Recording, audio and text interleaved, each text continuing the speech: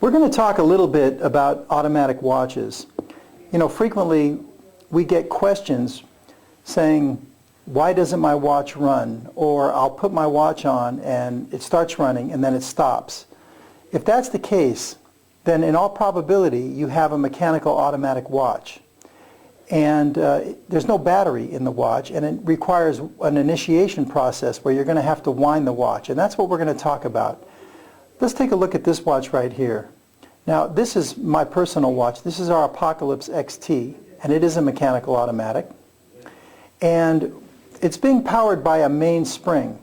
And if we come in a little bit tight, you'll see right over here, this is the mainspring. You can actually see it through the dial here, okay? Many of our mechanical watches, you will not be able to see the mainspring. In fact, let's take a look at just a couple, if I might. Okay, let's take a look at just a couple, if I might. Okay, this watch here, this is our Madman, and this is also a mechanical automatic. Again, one way you can tell is on the back of the watch. If you turn it over, you can see through an exhibition case back. If you can see the movement, you know you have a mechanical automatic.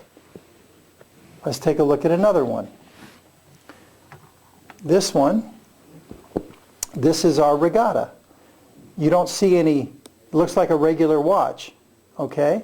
But when you look through the case back, you can actually see the movement. You know you have a mechanical automatic timepiece. We're going to come back to the Regatta a little bit later, okay? And let's take a look at this one here. This is also one of our more popular. This is our Chic, our Uptown Chic. But again, this is a mechanical automatic. It looks like a regular watch, but there's no battery in this watch. And when you turn it over, you can see the movement in the rotor, that little half moon that's moving around. That tells you that you have a mechanical automatic timepiece. Now, when you first get your timepiece, what you're going to have to do is you're going to have to wind it approximately 25 or 30 times or so to give it some power on the mainspring. And you're going to wind it by the crown over here at the traditional 3 o'clock position, right here. This is called the crown. And you're going to wind it in an up, I'm it backwards for the camera, but you're going to want to wind it in an upwards position from 6 up to 12, which is really clockwise. When you look at it from a profile perspective, clockwise would be like this. When you look at it from 12 to 6, you're going to wind it upwards, okay? And give it a good 25 or 30 times.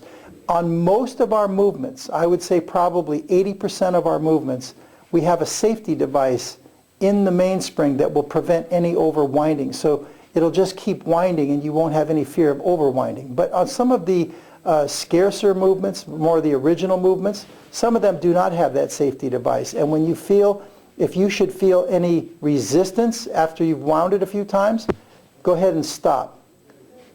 You want to stop because you've given it enough, okay? Because it's not a competition sport. You don't want to overwind the mainspring. Once you've given it a good winding and you've set the time, and you can go ahead and put on your watch and wear it and off you go. And just by the mere wearing of the watch, the movement of your arm, the movement of your wrist is going to make that rotor move back and forth. That's going to keep your mainspring wound. But it doesn't generate enough force to fully wind up the watch, and that's why you must go through the initiation process. And by the way, this is not something that's true of only Stuhrling Original. This is all mechanical automatic timepieces throughout the entire industry. They all work on the same premise. So you do need to go through the initiation process. If you pick up your watch one day or in the morning and you see that it's stopped, you'll just repeat the initiation process once again.